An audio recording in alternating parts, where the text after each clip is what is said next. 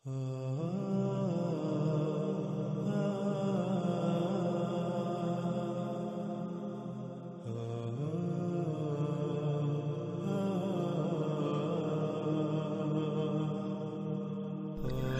رسول اللہ صلی اللہ علیہ وآلہ وسلم نے اس روایت میں جو بات بیان کی، جو راز ہمارے سامنے رکھے، وہ انتہائی دہلا دینے والے اور چونکا دینے والے ہیں اور آنکھیں کھول دینے والے ہیں۔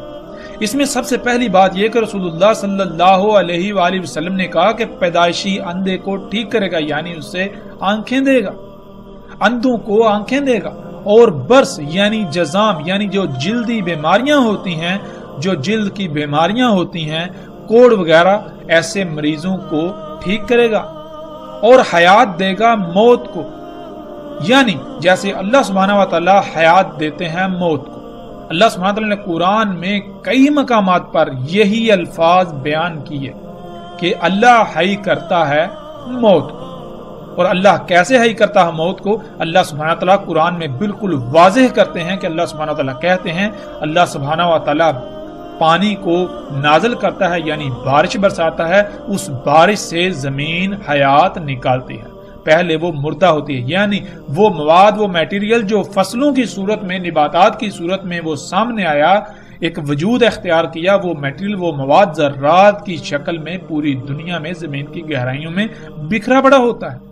تو اس مواد کو، ان ذرات کو اللہ سبحانہ و تعالیٰ کیسے اکٹھا کرتے ہیں، نباتات کی صورت میں لاتے ہیں، حیات کرتے ہیں، پھر انہی نباتات سے جاندار اور انسان وغیرہ وجود میں آتے ہیں۔ یہ ہے موت کو حیات کر۔ تو رسول اللہ صلی اللہ علیہ وآلہ وسلم نے کہا دجال موت کو حیات کرے گا، یعنی دجال بارشیں برسائے گا، ان بارشوں کی وجہ سے زمین اپنی پیداوار نکالے گی۔ دجال زمین کو امر کرے گا، حکم دے گا کہ اپنی پیداوار نکال، اپنی نباتات اگا، تو زمین اسی کے امر سے اپنی نباتات نکالے گی، پھر انہی نباتات سے طرح طرح کے جاندار وجود میں آئیں گے، انہی سے پھر انسان وجود میں آئیں گے۔ یہ ہے دجال کا موت کو حیات کرنا۔ اور یہ اس کا کیا ہے؟ یہ سارے کا سارا اس کی دعوت ہے انسانوں کے لیے کہ میں تمہارا رب ہوں، یعنی انسانوں کو یہ کہہ رہا ہے کہ تم نے اپنی تمام تر ضروریات کو پورا کرنے کے لیے مجھ پر ہی توکل کرنا ہے، مجھ پر ہی توکل کرو، مجھ پر ہی انحصار کرو۔ تو ناظرین، کیا آج یہ سب کچھ ہماری آنکھوں کے سامنے نہیں ہو رہا؟ انہی مشینوں، انہی ایجادات کے ذریعے موت کو حیات میں تبدیل نہیں کیا جا رہا؟ زمین جو کہ پہلے مردہ ہوتی ہے، موت کی صورت میں ہوتی ہے، اس کو حیات میں تبدیل نہیں کیا جا رہا؟ صحراؤں کے صحرا سرسبز و شاداب کھیتوں میں تبدیل نہیں کیے جا رہے؟ انہی سبزیوں سے، انہی پھل فروٹ سے، انہی فصلوں سے کیا انسان اور باقی جاندار وجود میں نہیں آ رہے؟ کیا آپ اسی رزق سے اپنا وجود نہیں بناتے؟ تو رسول اللہ صلی اللہ علیہ وآلہ وسلم نے کہا، پس جس نے کہا تو میرا رب ہے، یعنی جس نے جواباً اس بات کو تسلیم کر لیا، جس نے اپنی ضروریات کو پورا کرنے کے لیے اسی پر توکل کیا، پس تحقیق یعنی بلا شک و شبہ وہ فتنے میں پڑ گیا، وہ دجال کے فتنے کا شکار ہو گیا۔ فتنہ جیسے کہ ہم پہلے بھی جان چکے ہیں، فتنہ ہوتا ہے اصل کے مقابلے میں نقل کا آ جانا، اور آپ کے اوپر یہ امتحان پڑ جائے کہ ان میں اصل کون سی ہے، اور اگر آپ چاہتے یا نہ چاہتے ہوئی نقل کو اختیار کر لیں، اس کا انتخاب کر لیں، تو یہ ہے فتنے میں پڑنا۔ ناظرین، اصل کیا ہے؟ اصل رب کیا ہے؟ اللہ سبحانہ تعالیٰ نے قرآن میں بار بار حکم دیا کہ فطرت پر قائم ہو جائے، یعنی جیسا جس طرح اللہ سبحانہ و تعالیٰ نے خلق کیا تھا، خلق کیا ہے، جیسے اللہ سبحانہ تعالیٰ جس قانون کے مطابق خلق کرتا ہے، اسی پر تم نے انحصار کرنا ہے، اسی سے تم نے اپنی ضروریات پوری کرنی ہے، اور یہ اصل ہے۔ اس اصل کے مقابلے پر ایک نقل آئی۔ وہ نقل کیا ہے؟ انسانوں کے اپنے ہی ہاتھوں سے خلق کردہ طرح طرح کی مخلوقات۔ ایک طرف اللہ اگاتا ہے، وہی فصل اس سال میں ایک بار ہوتی ہے، دوسری طرف انسان کی خلق کردہ فصل، ان مشینوں سے، ان ایجادات سے فصل جو خلق کی جاتی ہے وہ سارا سال ہوتی ہے۔ ایک طرف اللہ خلق کرتا ہے تو وہ ایک خاص موسم میں خلق کرتا ہے، تو دوسری طرف دجالی بیج، جینیٹیکلی موڈیفائڈ بیج، یہ دجال پوری دنیا میں ہر موسم میں خلق کرنے کی، خلق ہونے کی صلاحیت رکھتا ہے۔ یہ ہے اصل کے مقابلے میں نقل، یہ ہے فتنہ۔ اب انسانوں کے اوپر یہ امتحان ہے کہ وہ اصل کو اختیار کریں یا پھر نقل۔ تو یہ دجال، یہ نقل اتنی خوشنما ہے کہ اصل کے مقابلے پر یہ اصل کو بھی نقل ثابت کر رہی ہے۔ تو انسانوں کی اکثریت اسی دجل کا، اسی دھوکے کا شکار ہو چکی ہے۔ اور پھر رسول اللہ صلی اللہ علیہ وآلہ وسلم نے یہ کہا، جس نے کہا اللہ میرا رب ہے، یعنی جس نے اپنا توکل فطرت پر کیا، جس نے اپنی ضروریات فطرت سے پورے کی، جس نے اپنی ضروریات کو پورا کرنے کے لیے فطرت پر انحصار کیا، فطرت پر توکل کیا، اسی پر ڈٹ گیا، یہاں تک کہ اسی پر اس کی موت ہوئی، پس تحقیق کہ وہ بچا لیا گیا دجال کے فتنے سے، اور نہ ہی اس کے بعد اس پر کوئی فتنہ ہو۔ یعنی اس کے بعد بھی اس کو تمام تر فتنوں سے، جیسے کہ قبر کا فتنہ ہے، موت کا فتنہ ہے، پھر آخرت میں جس فتنے کا سامنا کرنا پڑے، ان تمام کے تمام فتنوں سے بلا شک و شبہ اس کو بچا لیا گیا، اور نہ عذاب ہوگا اس پر۔ عذاب ناظرین عربی میں کہتے ہیں سزا کو۔ اللہ سبحانہ وتعالیٰ نے اس کائنات کو ایسے خلق کیا، ایک پیچیدہ ترین مشین کی طرح، اس میں توازن قائم کیا۔ اگر آپ اللہ سبحانہ وتعالیٰ کی ہدایات، جو کہ خالق ہے، خالق کی ہدایات کے مطابق اپنے اعمال کریں گے تو وہ اعمال احسن ترین اعمال ہوں گے، وہ اصلاح کرنے والے اعمال ہوں گے، اور ان اعمال کے رد عمل آئیں گے۔ وہ رد عمل آپ کے لیے اللہ کی طرف سے انعام کہلائیں گے۔ اور اگر آپ خالق کی ہدایات کے خلاف عمل کرتے ہیں تو ان اعمال کے بھی رد عمل آئیں گے، لیکن وہ رد عمل انتہائی تباہ کن ہوں گے۔ تو وہ جو رد عمل ہوں گے وہ آپ کے لیے انعام کی بجائے عذاب، یعنی آپ کے اپنے ہی ہاتھوں سے کیے ہوئے اعمال کی وجہ سے ہلاکتوں کا سامنا، سزا کا سامنا کرنا پڑے گا۔ وہ ہلاکتیں، وہ رد عمل آپ کے لیے سزا کہلائیں۔ تو رسول اللہ صلی اللہ علیہ وآلہ وسلم نے کہا کہ ایسے شخص پر کوئی عذاب نہ ہوگا، یعنی کہ جب تک اس پر دجال کا فتنہ واضح نہیں تھا، وہ دجال کو اپنا رب بنائے ہوئے تھا، تو وہ بھی باقی انسانوں کی طرح انجانے میں فساد کر رہا تھا، ایسے عمل کر رہا تھا جس میں کائنات میں فساد ہو رہا تھا۔ تو جب اس کے اوپر دجال واضح ہو گیا، جب اس کے اوپر حقیقت کھل گئی، اس کے اوپر یہ فتنہ بالکل واضح ہو گیا کہ میں تو دجال کو رب بنا چکا ہوں، تو وہ بغیر کسی بہانے کے، بغیر کسی ہیلے حجت کے فوراً اللہ کی طرف پلٹا، فوراً اس نے اللہ سے رجوع کیا، فوراً وہ فطرت پر قائم ہوا، وہ اعمال کیے جس کا اللہ نے حکم دیا، یعنی دجال کی آگ کو اختیار کیا۔ تو اس پر جو پیچھے اس نے دجال کے فتنے کا شکار ہونے کی وجہ سے جو اعمال کیے تھے وہ سارے کے سارے بخش دیے جائیں گے، ان کا کوئی حساب کتاب، ان کے بارے میں کوئی پوچھ گچھ نہیں ہوگی۔ ناظرین، پھر آگے رسول اللہ صلی اللہ علیہ وآلہ وسلم نے کہا، پس دجال رہے گا زمین میں اس وقت تک جس وقت تک کہ اس کا رہنا اللہ کے قانون میں ہے، یعنی اللہ سبحانہ و تعالیٰ نے دجال کا زمین پر رہنا قانون میں کر دیا، اس کی مدت طے کر دی۔ تو جتنا اللہ کے قانون میں ہے اس وقت تک دجال زمین پر رہے گا۔ ناظرین، اب سوال یہ پیدا ہوتا ہے کہ اللہ سبحانہ و تعالیٰ نے قانون میں زمین پر دجال کا رہنا کتنا کیا؟ تو ساتھ ہی محمد رسول اللہ صلی اللہ علیہ وآلہ وسلم نے اس سوال کا بھی جواب دے دیا کہ آئیں گے عیسیٰ ابن مریم علیہ السلام مغرب سے پہلے، یعنی جب تک کہ عیسیٰ ابن مریم علیہ السلام نہیں آتے تب تک دجال زمین میں رہے گا، اور جب عیسیٰ ابن مریم علیہ السلام آ جائیں گے تو یہ دجال کے خاتمے کا وقت شروع ہو جائے گا۔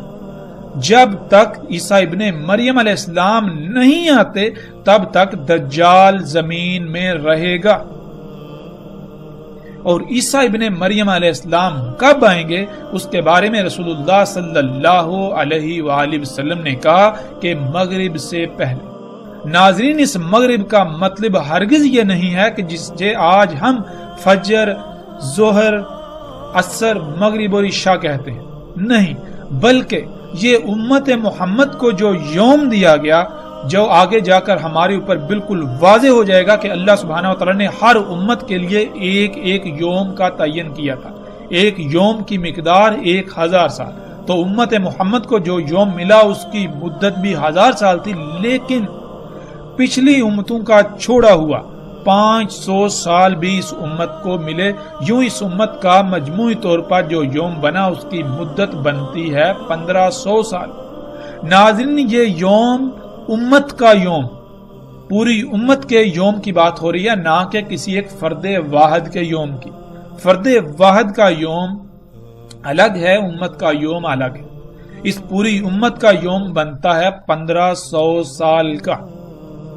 تو اس 1500 سال کو اگر آپ 5 پر تقسیم کریں تو اس میں آپ کو 5 اوقات سامنے آئیں گے۔ ان میں سب سے پہلا وقت جو ہوگا وہ مغرب ہوگا، جو کہ آپ جانتے ہیں کہ اسلام میں دن کی ابتدا ہوتی ہے، یوم کی ابتدا ہوتی ہے مغرب سے، سورج کے غروب ہو جانے سے۔ سورج کا غروب ہو جانا یوم کا آخر ہوتا ہے، یوم کا اختتام ہوتا ہے۔ مغرب پہلا وقت، عشاء دوسرا وقت، فجر تیسرا وقت، ظہر چوتھا وقت اور عصر اس یوم کا 5واں اور آخری وقت ہے۔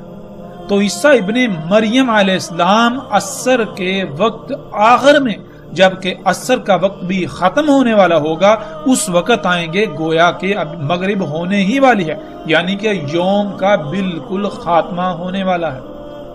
اس وقت عیسیٰ ابن مریم علیہ السلام آئیں گے۔ اور پھر رسول اللہ صلی اللہ علیہ وآلہ وسلم نے کہا کہ عیسیٰ ابن مریم علیہ السلام تصدیق کریں گے محمد علیہ السلام کے ساتھ،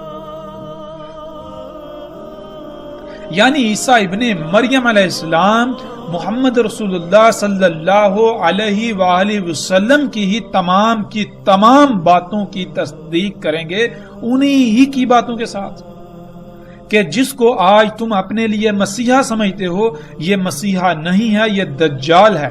دیکھو محمد رسول اللہ صلی اللہ علیہ وآلہ وسلم نے آج سے 14 صدیاں قبل اس کو دجال کہا۔ آج جن اشیاء کو تم اپنے لیے مسیحا سمجھتے ہو، اپنے لیے فائدہ سمجھتے ہو، وہ تمہارے لیے فائدہ نہیں ہے، وہ تمہارے لیے مسیحا نہیں ہے، یہ سب دجال ہے، یہ سب دھوکہ ہے۔ تم اس دجل کا شکار ہو چکے ہو، تم نے اس کو اپنا رب بنا لیا ہوا ہے۔ اور جیسا کہ ہم نے شروع کی ایک ساتھ میں بھی رسول اللہ صلی اللہ علیہ وآلہ وسلم کے ان الفاظ کو سامنے لایا تھا کہ رسول اللہ صلی اللہ علیہ وآلہ وسلم نے کہا تھا کہ میں تمہیں دجال کے بارے میں سب کچھ بیان کر چکا، وہ جتنی بھی جیسی بھی جو بھی ایجادات ہوں گی، جو بھی واقعات ہوں گے، جو بھی حادثات ہوں گے، سب کے بارے میں تفصیل کے ساتھ ہر پہلو سے کھول کر بتا چکا۔ لیکن اس کے باوجود مجھے یہ یقین ہے کہ یہ ممکن ہی نہیں کہ وہ تمہاری عقلوں میں آ جائے، یعنی کہ تم اسے رب بنا لو گے۔ تم دجال کے بارے میں طرح طرح کی کہانیاں گھڑ کے دجال سے ہی غافل ہو جاؤ گے۔ دجال کی حقیقت کو پسے پش ڈالتے ہوئے دجال کو اپنا رب بنا لو گے اور اس راز کو آ کر کھولیں گے واحد ایک ہی شخصیت، اور وہ کون ہوں گے؟ وہ عیسیٰ ابن مریم علیہ السلام آئیں گے۔ اور پھر رسول اللہ صلی اللہ علیہ وآلہ وسلم نے کہا کہ عیسیٰ ابن مریم علیہ السلام ہی ان کی ملت پر ہوں گے، یعنی رسول اللہ صلی اللہ علیہ وآلہ وسلم نے یہ بالکل واضح کر دیا کہ اس وقت دنیا میں واحد عیسیٰ ابن مریم علیہ السلام وہ شخصیت ہوں گے جو محمد علیہ السلام کی ملت پر ہوں گے، جو ابراہیم علیہ السلام کی ملت پر ہوں گے۔ پس قتل کریں گے دجال کو، پھر اس میں کچھ شک نہیں، جو ہے وہ ساتھ کا قیام ہے۔ یعنی رسول اللہ صلی اللہ علیہ وسلم نے پھر یہ بتایا کہ عیسیٰ ابن مریم علیہ السلام دجال کو قتل کریں گے۔ دجال کو قتل کرنا کیا ہے، آگے جا کر تفصیل کے ساتھ اس موضوع پر بات ہوگی آئندہ ایک ساتھ۔ لیکن جو آگے ہے وہ یہ ہے کہ رسول اللہ صلی اللہ علیہ وآلہ وسلم نے کہا کہ جب عیسیٰ ابن مریم علیہ السلام آ کر دجال کو قتل کر دیں گے تو اس کے بعد صرف ایک ہی شے باقی رہ جائے گی. وہ کیا ہے؟ وہ ہے سات کا قیام، یعنی دنیا میں انسانوں کا خاتمہ. ایک آخری عظیم زلزلہ آئے گا جو زلزلہ پوری دنیا کے تمام انسانوں کو اپنی لپیٹ میں لے لے گا. دنیا میں کوئی ایک انسان بھی نہیں بچے گا کہ جو اس زلزلے کی لپیٹ میں نہ آئے اور ہلاکت کا شکار نہ ہو. ناظرین، ویسے تو ہم عیسیٰ ابن مریم علیہ السلام پر جو اس امت میں آئیں گے تفصیل کے ساتھ آگے آئندہ ایک ساتھ میں اسی موضوع کے تحت بات کریں گے اور ہر لحاظ سے بات کریں گے، ایک ایک پہلو کو کھول کر بیان کریں گے. دجال کا قتل ہونا کیا ہے، عربی کا لفظ قتل ہے، قتل کا معنی کیا ہے، ہم اس کے اوپر تفصیل سے بات کریں گے. قتل کے معنی عموماً کسی کی جان لے لیے کے کر دیے جاتے ہیں، جو کہ بالکل غلط معنی ہے. قتال عربی میں کہتے ہیں لڑائی کرنے کو. اب لڑائی زبان سے بھی ہوتی ہے، الفاظ سے بھی ہوتی ہے، لڑائی ہتھیاروں سے بھی ہوتی ہے، لڑائی ہر محاذ پر ہوتی ہے، لڑائی نظریات کی بھی ہوتی ہے. تو کس لڑائی سے آپ کسی کو شکست دیتے ہیں وہ شکست عربی میں قتل کہلاتی ہے. اگر آپ جسمانی طور پر کسی شخص کے ساتھ یا کچھ شخصیات کے ساتھ لڑائی کرتے ہیں تو اس میں یقینی طور پر جس کی شکست ہوگی اس کو ہم عربی میں قتل کہیں گے، یعنی اس کی جان چلی جائے گی. اسی طرح اگر آپ کسی نظریے کے خلاف قتال کرتے ہیں یعنی لڑائی کرتے ہیں، عربی میں قتال لڑائی کو کہا جاتا ہے، نہ کہ گردنے مارنے کو. قتال کہتے ہیں لڑنے کو. اب اگر آپ کسی سے نظریات کے خلاف لڑتے ہیں، اگر آپ کی جنگ نظریات و عقائد کے خلاف ہے، اگر آپ کی جنگ کسی اور موضوع پر ہے، کسی اور لحاظ سے ہے، تو اسی لحاظ سے جو آپ لڑائی کریں گے وہ عربی میں قتال، اور جو سامنے والے کو یا دشمن کو جو شکست ہوگی وہ قتل کہلاتا ہے. لیکن اس پر تفصیل کے ساتھ ہر پہلو سے جو بات ہوگی وہ آئندہ آنے والی ایک ساتھ میں. لیکن یہاں ایک بات جو بہت بڑی بات ہے وہ یہ کہ وہ تمام کے تمام حضرات جو کہ قادیانی یا احمدی کہلاتے ہیں، جو مرزا غلام احمد کو عیسیٰ ابن مریم کی نسل سمجھتے ہیں یا عیسیٰ ابن مریم سمجھتے ہیں، جو غلام احمد کو احمد سمجھتے ہیں یا پھر اسے مہدی سمجھتے ہیں، جو بھی سمجھتے ہیں، اگر تو وہ واقعتاً عیسیٰ ابن مریم یا ان کی نسل تھا تو پھر رسول اللہ صلی اللہ علیہ وآلہ وسلم نے یہ کہا کہ عیسیٰ ابن مریم علیہ السلام جب تک نہیں آئیں گے تب تک دجال زمین پر رہے گا. جب عیسیٰ ابن مریم علیہ السلام آئیں گے تو دجال کا خاتمہ، دجال کا زمین پر ٹھہرنے کا وقت ختم ہو جائے گا. تو کیا غلام احمد قادیانی کی موجودگی میں دجال کا قتل ہوا؟ کیا اس کے بعد یا اس کی موجودگی میں دجال کا خاتمہ ہوا؟ اگر بات کی جائے قادیانی حضرات کی، احمدی حضرات کی، غلام احمد کی، تو اس نے تو کہا تھا کہ دجال یہود و نصارہ کے علماء و پادریوں کا نام ہے. تو کیا ان یہود و نصارہ کے علماء و پادریوں کا خاتمہ ہو گیا؟ غلام احمد قادیانی کی موت ہوئے بھی دہائیاں گزر چکی، اس کے باوجود دجال تو ویسے کا ویسے موجود ہے. یعنی جس کو اس نے دجال قرار دے دیا، جس کو اس نے دجال کہا تھا کہ یہود و نصارہ کے علماء و پادری ہی دجال ہیں، اگر وہ دجال تھے، اگر غلام احمد قادیانی سچا تھا تو پھر یہ سب ختم ہو جانا چاہیے تھا. لیکن ہم دیکھتے ہیں کہ یہود و نصارہ کے پادری و علماء، ان کے جو ربی ہیں، وہ محمد رسول اللہ صلی اللہ علیہ وسلم کے وقت بھی موجود تھے، غلام احمد قادیانی کے وقت بھی موجود تھے اور آج بھی موجود ہیں. اور اگر یہی دجال تھے تو محمد علیہ السلام کو ان کے بارے میں کہتے ہوئے کوئی آر محسوس ہو رہی تھی، کیونکہ وہ تو اس وقت بھی موجود تھے. پھر دوسری بات، محمد رسول اللہ صلی اللہ علیہ وآلہ وسلم نے یہ کہا تھا کہ عیسیٰ ابن مریم علیہ السلام ان کی ملت پر ہوں گے اور اس کے علاوہ وہ ان کی تصدیق کریں گے انہی کے ساتھ. تو آپ غور و فکر کریں کہ کیا غلام احمد قادیانی نے کچھ ایسا کیا، کچھ ہٹ کر کیا؟ پھر رسول اللہ صلی اللہ علیہ وآلہ وسلم نے جو بات کہی کہ عیسیٰ ابن مریم کے بعد جو ہوگا وہ کیا ہے؟ وہ ہے سات کا قیام، یعنی دنیا میں انسانوں کا خاتمہ، صرف وہ ہوگا۔ تو اب ہم ناظرین جب غور و فکر کریں، دیکھیں تو غلام احمد قادیانی کے وفات کے بعد، اس کی موت کے بعد، اس کی موت کو دہائیاں گزر چکی، اس کے موت کے بعد بھی بڑے بڑے عوامل وقوع پذیر ہو رہے ہیں۔ اگر غلام احمد قادیانی سچا تھا تو اس کی موت کے بعد جو جو عوامل وقوع پذیر آج ہو رہے ہیں وہ ان کے بارے میں بتا کر جاتا، جیسے محمد علیہ السلام نے ایک ایک بات کو تفصیل کے ساتھ بیان کیا۔ اور اگر وہ سچا تھا تو اب تک تو سات کا قیام بھی ہو جانا چاہیے تھا، لیکن کیا ہے کہ ابھی تک تو سات کا قیام بھی نہیں ہوا۔ پھر اس کے علاوہ قرآن میں الواقعہ کا ذکر ہے، قرآن میں آسمان کے پھٹ جانے کا ذکر ہے، قرآن میں الحاقہ کا ذکر ہے، قرآن میں القاریہ کا ذکر ہے، قرآن میں اور بہت سارے بڑے بڑے واقعات کا ذکر ہے، لیکن کیا ہے کہ غلام احمد قادیانی نے کسی ایک موضوع پر بھی لب کشائی نہیں کی، انسانیت کی رہنمائی نہیں کی کہ الحاقہ کیا ہے، القاریہ کیا ہے، الواقعہ کیا ہے۔ کسی بھی موضوع پر غلام احمد قادیانی کے کوئی الفاظ نہیں ملتے، اگر ملتے ہیں تو ان کا حقیقت کے ساتھ دور دور تک کوئی تعلق نہیں۔ اور جیسے جیسے ہم آگے بڑھیں گے تو انشاءاللہ اللہ کے فضل سے ناظرین ہم ایک ایک پہلو کو ہر لحاظ سے کھول کھول کر بیان کریں گے۔ قادیانی اس سمیت ہمارا کسی سے کوئی مقابلہ نہیں ہے، لیکن ہم یہ ضرور کہیں گے کہ اگر کوئی اپنے آپ کو سچا کہتا ہے تو اس کو اپنے آپ کو سچا ثابت کرنا پڑے گا۔ اگر وہ چاہتا ہے، اگر وہ یہ کہتا ہے کہ وہ سچا ہے، تو ہم اس کو دعوت دیتے ہیں کہ دنیا کے کسی بھی پلیٹ فارم پر آ جائیں، قرآن سے، ہم اللہ کی کتاب سے، ہم اللہ کے قوانین سے، ہر لحاظ سے اس کو باطل ثابت کریں گے۔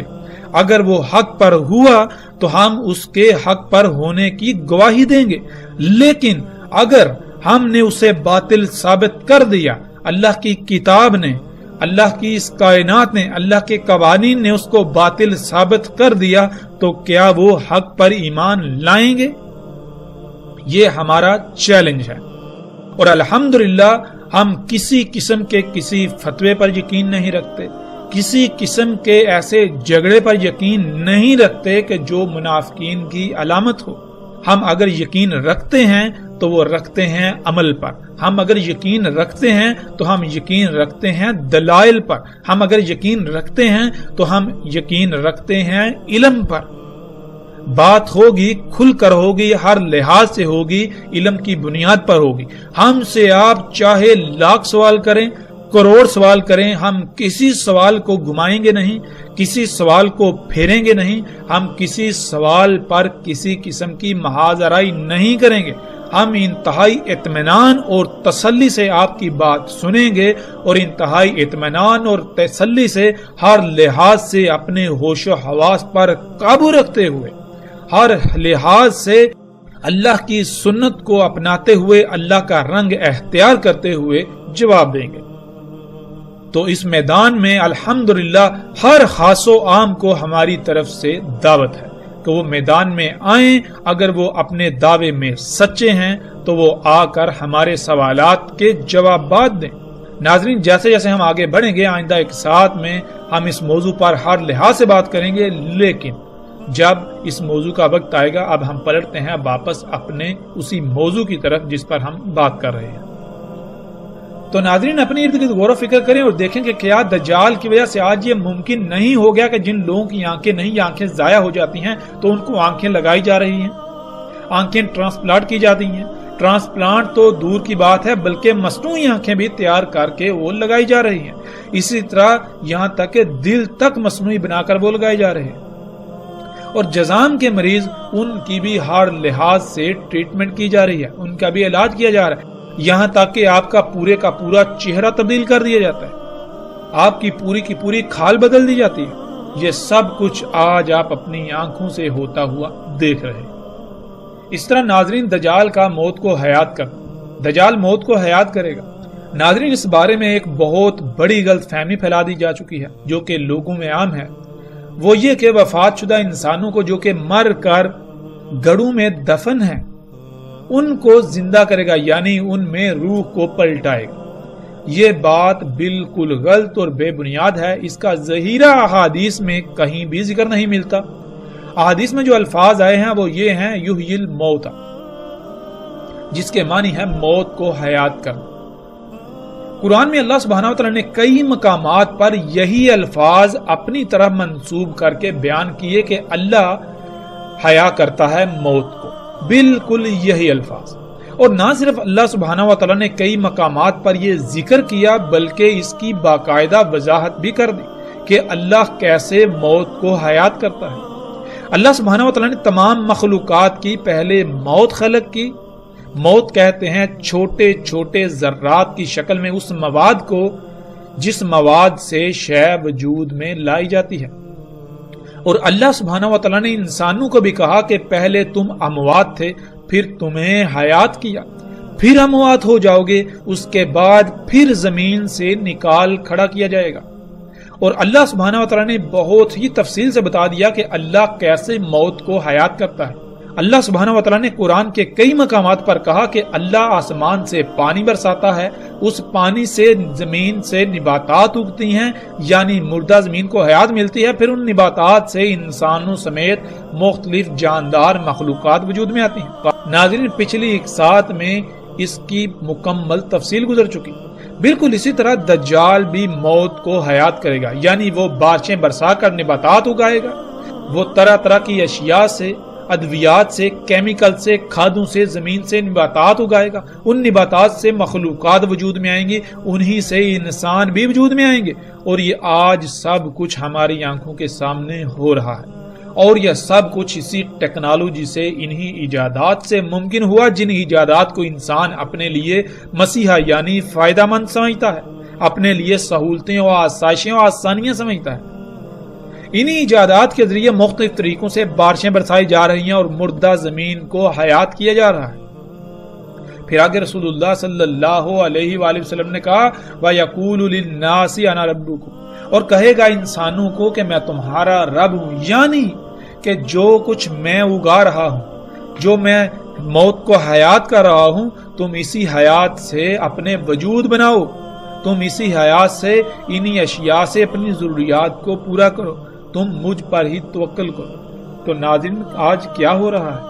آج آپ اپنی ہی ذات میں غور و فکر کریں، اپنے ارد گرد غور و فکر کریں، اپنے ارد گرد دیکھیں کہ آپ نے کس کو رب بنایا ہوا ہے۔ کیا آپ اپنی ضروریات فطرت سے پوری کر رہے ہیں، اللہ پر توکل کر رہے ہیں، فطرت پر توکل کر رہے ہیں، یا پھر آپ اپنی ضروریات کے لیے انہی مشینوں، انہی ایجادات پر توکل کرتے ہیں، انہی سے اپنی ضروریات پوری کرتے ہیں؟ ذرا غور تو کیجئے کہ آپ دجال کو رب نہیں بنا چکے۔ ناظرین، وہ کون سی شے ہے جو آج آپ کو آپ کی تمام تر ضروریات خلق کر کے مہیا کر رہی ہے؟ ایک طرف اللہ ہے کہ جس نے فطرت، یہ مشین، یہ نظام بنا دیا کہ جس ذریعے سے تمہاری ضروریات خلق ہوں اور تم ان ضروریات سے اپنی زندگی گزارو، ان سے اپنی ضروریات پوری کرو، اور دوسری طرف یہ مشینیں ہیں انسان کے اپنے ہی ہاتھوں سے خلق کرنا، جن مشینوں کے ذریعے انسان کے لیے اس کی ضروریات خلق کی جا رہی ہیں۔ تو آپ کس پر انحصار کر رہے ہیں؟ کس کی خلق کردہ ضروریات سے، کس کی خلق کردہ اشیاء سے اپنی ضروریات کو پورا کر رہے ہیں؟ کس پر انحصار کر رہے ہیں؟ جس پر آپ انحصار کر رہے ہیں وہی تو آپ کا رب کہلائے گا۔ زبان سے آپ بے شک لاکھ اللہ کو اپنا رب کہیں، لیکن آپ کی مثال بالکل اس شخص کی سی ہوگی جو کہ رسول اللہ صلی اللہ علیہ وآلہ وسلم کی موجودگی میں ایک شخص آتا ہے، کعبے کے غلاف کو پکڑ کر جھنجھوڑتا ہے اور کہتا ہے یا رب یا رب، اور رسول اللہ صلی اللہ علیہ وآلہ وسلم اس کو دیکھ کر، اس کی حالت کو دیکھ کر کہ اتنی دور سے آیا ہوا ہے، کپڑے اس کے دھول مٹی سے اٹکے ہوئے ہیں، تھکاوٹ سے چور ہے، اس کے باوجود یہ کہتے ہیں کہ اللہ کیسے اس کی دعا کو قبول کر لے۔ اس نے جو پہنا ہوا ہے وہ حرام کا، یعنی وہ پہنا ہوا ہے جس کی اللہ نے اجازت ہی نہیں، اس کی خوراک، اس کا رزق وہ جس کی اللہ نے اجازت ہی نہیں دی، تو اللہ اس کی دعا کیسے قبول کر لے؟ یعنی عملاً تو اس نے رب کسی اور کو بنایا ہوا ہے، شیطان کو بنایا ہوا ہے اور یہ دعائیں اللہ سے مانگ رہا ہے، تو اللہ اس کی دعائیں کیسے قبول کرے گا؟ اللہ تو تب اس کی دعائیں و حاجات پوری کرے گا، دعائیں قبول کرے گا جب یہ اپنے آپ کو اللہ کا محتاج بنائے گا، جب یہ اللہ کو اپنا رب بنائے گا۔ لیکن اس کا معاملہ کیا ہے؟ یہ زبان سے تو اللہ کو اپنا رب کہہ رہا ہے، لیکن عملاً اس نے شیطان کو اپنا رب بنایا ہوا ہے۔ بالکل اسی طرح ناظرین آج دنیا میں اکثریت کی مثال ہے کہ وہ زبان سے تو کہتے ہیں اللہ ہمارا رب ہے، لیکن عملاً انہوں نے اللہ کی بجائے انہی مشینوں کو اپنا رب بنایا ہوا ہے، انہی ایجادات کو اپنا رب بنایا ہوا ہے۔ ناظرین یہ ایک ایسی اٹل حقیقت ہے کہ جس کو آج آپ اپنی آنکھوں سے دیکھ رہے ہیں، آپ چاہ کر جٹلانے کے باوجود بھی نہیں جٹلا سکتے۔ اس کے باوجود اگر آپ اس کا انکار کرتے ہیں، اس سے آنکھیں بند کرتے ہیں، تو جان لیجئے کہ اس کا نقصان کسی اور کو نہیں، اس کا نقصان آپ کی اپنی ہی ذات کو ہوگا، یہ نقصان آپ کا اپنا ہی ہوگا۔ یہ دنیا میں جو آپ کو مدت دی گئی، جو وقت آپ کے لیے متعین کیا گیا، یہ انتہائی محدود ہے۔ تھوڑا غور تو کریں، جو زندگی آپ کی پیچھے گزر گئی کیا اس کا کوئی حساب کتاب ہے؟ تو آگے ہو سکتا ہے ایک لمحہ ہو یا وہ بھی نہ ہو، آگے ہو سکتا ہے ایک مہینہ، ایک سال ہو، وہ بھی نہ ہو، آگے ہو سکتا ہے ایک دہائی ہو، اور وہ بھی گزر جانی ہے، بالکل اس طرح جیسے پچھلی زندگی آپ نے گزار لی۔ لیکن اگر آپ نے آج حق کو اپنی آنکھوں سے دیکھنے کے باوجود اپنی آنکھیں بند کر لیں، تو پھر بعد میں سوائے پچھتاوے کے کچھ نہیں رہے گا، کیونکہ یہی دنیا، یہی زمین وہی جہنم ہے جس کا آپ سے وعدہ کیا گیا ہے۔ یہ جہنم کیسے بنے گی؟ آپ کے انہی اعمال سے، جن اعمال کی وجہ سے آپ نے اس کو اتنا فساد زدہ کر دیا کہ اب یہ زلزلے، یہ طوفان، یہ بیماریاں، یہ تباہیاں دن بدن بڑھتی چلی جائیں گی، درجہ حرارت دن بدن بڑھتا چلا جائے گا۔ اور تصور کریں جب یہ سب بڑھتا ہی چلا جائے، اس میں کوئی رکاوٹ پیدا نہ ہو، تو زمین کے حالات کیا ہوں گے؟ اس پر بھی ہم آگے جا کر تفصیل سے بات کریں گے، اور یہ زمین یہی جہنم ہوگی۔ رسول اللہ صلی اللہ علیہ وآلہ وسلم نے کہا، اور تمہیں علم ہونا چاہیے کہ اللہ عز و جل بے عیب ہے، وہ بالکل صحیح ہے، ہرگز عور نہیں ہے۔ یعنی اللہ جو بھی خلق کرتا ہے اس میں کوئی عیب نہیں ہوتا، ہر لحاظ سے مکمل اور بے عیب خلق کرتا ہے، اور وہ محتاج نہیں ہے۔ اور اس میں کچھ شک نہیں کہ دجال عور ہوگا، یعنی ہر وہ شے جو عیب دار ہوگی، جس میں عیوب ہوں گے، جو نامکمل ہوگی، وہ دجال ہوگا۔ دجال عیب دار ہوگا، وہ جو بھی کرے گا اس میں عیوب، خامیاں لازمی ہوں گی۔ دیکھنے کا آلہ ممسوح ہوگا، درمیان اس کے دیکھنے کے آلات کے کتب ہوگا کافر، پہچان لے گا اسے ہر مومن، خواہ وہ لکھنا جانتا ہو یا نہ جانتا ہو۔ ناظرین اس روایت میں جو الفاظ استعمال ہوئے ہیں ان الفاظ کا جاننا بہت ضروری ہے، کیونکہ جب تک ہم ان الفاظ کو نہیں سمجھیں گے، نہیں جانیں گے، تب تک ہم اس روایت کو نہیں سمجھ سکیں گے، تب تک ہم اس روایت میں رسول اللہ صلی اللہ علیہ وآلہ وسلم نے ہماری کیا رہنمائی کی، ہم اسے نہیں جان سکیں گے۔ اس روایت کے بارے میں ایک بہت بڑی غلط فہمی عام کر دی گئی، لوگوں میں پھیلا دی گئی، جو ہر خاص و عام کی زبان پر ہے، زبان زد عام ہے، وہ یہ کہ اس روایت کا جو ترجمہ کیا جاتا ہے وہ یہ کیا جاتا ہے کہ جان لو اللہ عز و جل صحیح ہے، وہ کانا نہیں ہے، وہ ایک آنکھ والا نہیں ہے، اور دجال جو ہے وہ ایک آنکھ والا ہوگا۔ یعنی عور لفظ کے اس میں جو لفظ استعمال ہوا ہے عور، اس کا ترجمہ کیا جاتا ہے کانا، ایک آنکھ والا، حالانکہ حقیقت بالکل نہیں۔ پیچھے ہم کئی مقامات پر یہ بات واضح کر چکے کہ عربی دنیا کی واحد ایسی زبان ہے جس کا ترجمہ کرنا ناممکن ہے۔ دنیا میں کوئی بھی ایسی زبان نہیں ہے جس کو عربی کے متبادل کے طور پر پیش کیا جا سکے۔ جب ایسی کوئی زبان موجود ہی نہیں ہے، ایسی کوئی زبان اپنا وجود رکھتی ہی نہیں ہے، تو یہ کیسے ممکن ہے کہ عربی کا ترجمہ کیا جا سکے؟ ترجمہ تو کہتے ہیں ایک زبان کا کسی دوسری زبان میں متبادل کو۔ جب متبادل موجود ہی نہیں تو ترجمہ کیسے کیا جا سکتا ہے؟ لیکن ناظرین اب ہم آتے ہیں واپس اپنے موضوع کی طرف، وہ یہ کہ اس روایت کا جو آج تک ترجمہ کیا جاتا رہا، جو لوگوں میں بات پھیلا دی گئی، جو عام کر دی گئی، جو ہر شخص کی زبان پر ہے، جس کی وجہ سے اکثریت نے گمراہی کا سودا کیا، دجال کو پہچاننے سے قاصر رہے، حق سے دور رہے، وہ یہ کہ اس کا ترجمہ کیا جاتا ہے کہ اللہ کانا نہیں ہے، اللہ ایک آنکھ والا نہیں ہے، دجال کانا ہوگا، ایک آنکھ والا ہوگا۔ تو ناظرین، کیا اس کا مطلب یہ ہے کہ اللہ کی دو آنکھیں ہیں، بالکل اسی طرح جیسے انسان کی دو آنکھیں ہوتی ہیں؟ ناظرین، سب سے پہلا سوال تو یہاں پیدا ہوتا ہے کہ کیا ہم اللہ سبحانہ و تعالیٰ کو اس دنیا کی زندگی میں، اس دنیا میں دیکھ سکتے ہیں؟ جب ہم اللہ کو اس دنیا میں دیکھ ہی نہیں سکتے تو پھر یہ کیسے ہم کہہ سکتے ہیں کہ اللہ کی دو آنکھیں ہیں یا اللہ ایک آنکھ والا نہیں ہوگا؟ جب ہم اللہ کو دیکھ ہی نہیں سکتے، اس دنیا میں اللہ کو دیکھ ہی نہیں سکتے، اللہ اس دنیا میں ہمارے سامنے آ ہی نہیں سکتا، ہمارا دماغ اس کا احاطہ ہی نہیں کر سکتا، ہمارا دماغ اس کا تصور بھی نہیں کر سکتا، تو پھر کوئی بھی ہو، اس کی ایک آنکھ تو کیا دو بھی ہوں، بے شک چار آنکھیں ہوں، جتنی بھی ہوں، وہ اللہ کیسے ہو سکتا ہے؟ تو پھر یہ کہنا کہ تمہارا رب جو ہے وہ دو آنکھوں والا ہے اور دجال ایک آنکھ والا ہوگا، یہ بات بالکل بے معنی، بے وقت ہو جاتی ہے۔ جب ہم اس دنیا میں اللہ کو دیکھ ہی نہ سکتے تو کوئی بھی آ جائے، کوئی بھی آ جائے، جیسا جی چاہے آ جائے، وہ اللہ نہیں ہو سکتا۔ تو پھر یہ کہنا کہ اللہ دو آنکھوں والا ہے، اللہ ایک آنکھ والا نہیں اور دجال ایک آنکھ والا ہوگا، یہ بات بالکل بے معنی، انتہائی بے وقوفانہ اور انتہائی جاہلانہ۔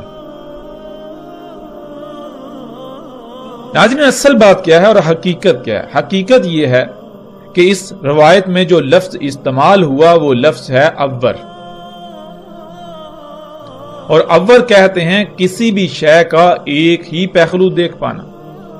اللہ سبحانہ و تعالیٰ نے قرآن میں واضح یہ کہا کہ اللہ سبحانہ و تعالیٰ نے ہر شے کا اس سے جوڑا خلق کیا، ہر شے کے دو پہلو ہیں۔ اللہ عز و جل جو ہے وہ صحیح ہے، اس کے لیے عور ہونا نہیں ہے۔ مطلب کیا ہے کہ اللہ سبحانہ و تعالیٰ جو کچھ بھی خلق کرتا ہے وہ دونوں پہلوں سے مکمل خلق کرتا ہے، وہ جو کچھ بھی خلق کرتا ہے وہ بے عیب خلق کرتا ہے، اس کی ہر شے میں حمد ہی حمد ہوتی ہے، لیکن دجال عور ہوگا، یعنی وہ سب کا سب دجال ہوگا جو ایک پہلو سے تو مکمل نظر آئے گا لیکن دوسرے پہلو سے نامکمل ہوگا، یعنی جس میں سائیڈ ایفیکٹس ہوں گے۔ اور اسی طرح دجال جو بھی خلق کرے گا وہ ایک ہی پہلو دیکھ پائے گا، ایک ہی پہلو سے دیکھ کر مکمل خلق کر پائے گا، دوسرے پہلو سے یکسر نامکمل خلق ہوگی۔ وہ خلق، وہ شے، جو شے بھی وجود میں آئے گی اس میں عیوب ہوں گے، اس میں خامیاں ہوں گی، اس میں کجیاں ہوں گی، اس میں کوتاہیاں ہوں گی، اس میں لاپرواہیاں ہوں گی، وہ شے دونوں پہلوں سے مکمل نہیں ہوگی۔ اور ناظرین، جیسے جیسے ہم آگے بڑھیں گے، اور پیچھے بھی ہم یہ بات کر چکے پچھلی اقساط میں کہ رسول اللہ صلی اللہ علیہ وآلہ وسلم نے یہ کہا تھا کہ میں تمہیں دجال کے بارے میں ایک ایسی بات بتا رہا ہوں کہ جو میرے علاوہ کسی نبی نے اپنی قوم کو، اپنی امت کو نہیں بتائی۔ وہ کیا ہے؟ وہ یہی کہ دجال کی پہچان کے لیے تمہارے لیے جو میں رہنمائی کر رہا ہوں تمہاری، وہ یہ ہے کہ دجال عور ہوگا اور اللہ عز و جل عور نہیں ہے۔ اور انتہائی افسوس اور دکھ کی بات یہ ہے کہ وہ شے، وہ بات جس سے دجال کو پہچانا جا سکتا تھا، اسی کو چھپا دیا گیا۔ ان علماء دجال نے، اس طبقے نے جو اپنے آپ کو علماء کہلاتا ہے، انہوں نے دجال کی پہچان کے اوپر ہی پردہ ڈال دیا۔ جس شے سے، جس بات سے دجال کو جانا جا سکتا تھا، پہچانا جا سکتا تھا، اس کے اوپر ہی پردہ ڈال دیا۔ وہ جو ایک منفرد بات جو رسول اللہ صلی اللہ علیہ وآلہ وسلم نے باقی انبیاء سے ہٹ کر اپنی امت کو، اپنی قوم کو بتائی، اس بات کے اوپر ایسے پردہ ڈال دیا گیا کہ کوئی بھی دجال کو نہ پہچان سکا۔ یوں اکثریت نے گمراہی کا سودا کیا اور دجال کو اپنا رب بنا بیٹھی۔ تو اس بات کا اس کا ذمہ دار کون سا طبقہ اس کا ذمہ دار ہے؟ مثال کے طور پر آج ناظرین ہم غور کریں، جتنی بھی مشینیں ہیں، آپ ان مشینوں کی بات کر لیں، ان مشینوں کی مثال لے لیں، ان کو سامنے رکھ لیں جنہیں آپ گاڑیاں کہتے ہیں۔ جب یہ گاڑیاں وجود میں آئیں تو بڑے بڑے دعوے کیے گئے کہ اب ہم انتہائی تیز رفتاری سے انتہائی پرسکون اور آرام دہ طریقے سے سفر کریں گے، ہمیں سفر میں کسی قسم کی کوئی مشکل پیش نہیں آئے گی، کسی قسم کی مصیبت کا مشکل کا سامنا نہیں کرنا پڑے گا۔ یہ سواری کے ذرائع بہت زبردست ذرائع ہیں، احسن ترین ذرائع ہیں، لیکن حقیقت کیا نکلی؟ جب انسان نے ان سواری کے ذرائع کو خلق کیا، یہ سواری کے ذرائع وجود میں آئے، یہ سواری کے ذرائع دیکھنے میں تو انتہائی شاندار ہیں، عالی شان ہیں، بہترین نظر آتے ہیں، آسان ترین نظر آتے ہیں، ان سے سہولت و آسانی انتہا درجے کی حاصل ہوتی ہے، لیکن حقیقت کیا ہے؟ اس کا دوسرا پہلو وہ کوئی بھی نہ دیکھ سکا، اس کا دوسرا پہلو کسی کے سامنے ہی نہ آیا۔ جب ان کو خلق کیا گیا تو ان کو ایک پہلو دے کر خلق کیا گیا، دوسرے پہلو سے انسان یکسر غافل رہا، بالکل اندھا رہا۔ اور دوسرا پہلو کیا ہے؟ وہ آج سامنے آیا جب انہی سواری کے ذرائع سے خارج ہونے والی طرح طرح کی زہریلی گیسوں، جنہیں ہم دھواں کہتے ہیں، اس نے پوری دنیا کی فضا کو اپنی لپیٹ میں لے لیا۔ پوری دنیا کی فضا، یہ جو پہلا آسمان ہے جس میں ہم سانس لیتے ہیں، یہ ان طرح طرح کی زہریلی گیسوں سے بھر چکا، جس سے طرح طرح کی مصیبتیں، بیماریاں، تکالیف کا پوری دنیا کے انسانوں کو سامنا کرنا پڑ رہا ہے۔ پوری دنیا میں لاکھوں نہیں بلکہ ہر سال کروڑوں کی تعداد میں انسان انہی دھوئیں کی وجہ سے، انہی طرح طرح کی زہریلی گیسوں کی وجہ سے موت کا شکار ہو رہے ہیں۔ کوئی ایک شخص بھی ایسا آپ کو نہیں ملے گا ان معاشروں کا رہنے والا کہ جو اس دھوئیں سے متاثر نہ ہو، جو کسی نہ کسی بیماری کا شکار نہ ہو اسی دھوئیں کی وجہ سے۔ لیکن اس کے مقابلے میں ناظرین، اللہ سبحانہ وتعالی نے انسان کی ضرورت، انسان کی اس حاجت کے لیے سواری کے ذرائع خلق کی۔ وہ کون سے ہیں؟ وہ ذرائع جنہیں ہم گھوڑا، گدھا، اونٹ وغیرہ کے نام سے جانتے ہیں۔ اللہ سبحانہ وتعالی نے وہ ہماری ضرورت کے لیے خلق کی۔ بلا شک و شبہ ان ذرائع کی رفتار انسان کے خلق کردہ ذرائع سے کئی گنا کم ہے، وہ سست رفتار ہیں، لیکن وہ دونوں لحاظ سے مکمل، احسن اور پرفیکٹ ہیں، ان میں کسی قسم کا کوئی عیب نہیں۔ وہ سواری کے ذرائع اگر خرب سال بھی استعمال کیے جائیں تو اس دنیا میں ایک رائی برابر بھی کوئی خامی، کوئی کجی، کوئی کوتاہی نہیں ہوگی، اس میں رائی برابر بھی کوئی عیب پیدا نہیں ہوگا، اس میں کسی قسم کا کوئی فساد نہیں ہوگا۔